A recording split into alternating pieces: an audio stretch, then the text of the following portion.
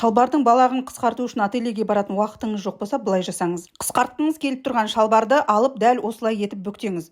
Енді өзіңізге ұзындығы тұп-тура болып тұрған шалбарыңызды алып, оны да дәл осылай бүктеп, жаңағы шалбардың үстіне қойыңыз. Бұл әдісті үйреніп алсаңыз, өзіңіздің кез келген шалбарыңызды қалауыңызша қысқартып аласыз. Ең маңыздысы бұл жерде шалбардың боковой шовтарын салыстырмаймыз. Қараңыз, боковой шовтарды салыстырған кезде қандай болады? Қысқартатын шалбарым менің бұрынғы шалбарыма қарағанда қысқа болып тұр, иә? Алдыңғы видеода көрсеткен болатынмын. Шалбарымыздың белі белден төмен немесе одан да төмен болып әртүрлі болып тұра береді. Белінің жоғары төмен болуы шалбарымыздың балағының ұзындығына ешқандай әсер етпейді. Яғни біз қазір өлшеген кезде сыртқы тігіспен емес, ішкі тігіспен өлшейміз. Яғни мына тігіспен өлшеуіміз керек. Міне ауын бірдей етіп қоямыз. Ауынан жоғары қараған бөлігі шалбардың балақтың ұзындығында ешқандай роль атқармайды. Міне өздеріңіз көріп тұрғандай, ауын бірдей етіп қойып алған кезімізде біздің қысқартуға алып тұрған шалбарымыз бұрынғы шалбарымыздан ұзын болып шығып тұр, иә? Мына бергі бетін аударып қарасақ, қараңыздар, белінде қанша сантиметр айырмашылық бар?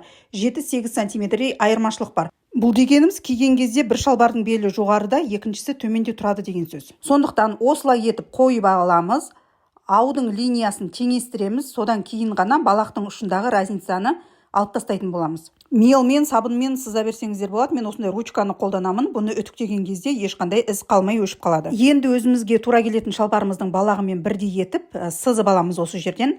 Тура осы сызған күйінде басқа адамнан сіз ательеге беріп жіберсеңіз болады. Дайын болған кезінде шалбардың ұзындығы тура осы сызықтың бойымен бірдей болсын десеңіз, кез келген тігінші түсінеді. Өзіңіз қысқартып алғыңыз келсе, жаңағы линиямызды сызғышпенен екі шетіне дейін жеткізіп сызып аламыз. Тура осы линияның бойыменен бірдей болып шығатындай етіп, келесі балағымызға нүктелерді қойып алып, оны сызғышпенен сызып аламыз. Келесі бетіне аударудың қажеті жоқ. Тура осы тұрған күйінде балақты ішіне қарай осылай бүктеңіз. Бүктеген кездегі жаңағы сызған линиямыз тура осы балақтың қырына келіп тұруы керек. Және осы процесті бірден үтіктейтін столыңыздың үстіне жасағаныңыз дұрыс болады. Енді балағымыз кигенде түп түзу болу үшін былайынан тексереміз оны, қараңыздар. Екінші жағына қарай бүктеп, екінші жартысын тағы да қарап көреміз. Қалай бүктеген жағдайда да сіздің балағыңыз астыңғы және үстіңгі қабаттары екеуі бірдей болып тұру керек, және осы линия түп түзу болып шығу керек.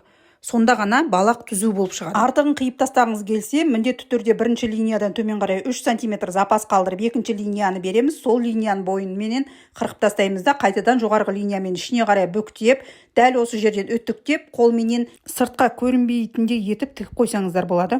Бұл әдісті қолдану үшін екі шалбардың фасоны бір-біріне ұқсау керек. Яғни жабысып тұратын шалбарды кең тұратын шалбарменен салыстырып қиюға болмайды. Ақпарат пайдалы болса, жақындарыңызбен бөлісуді ұмытпаңыз.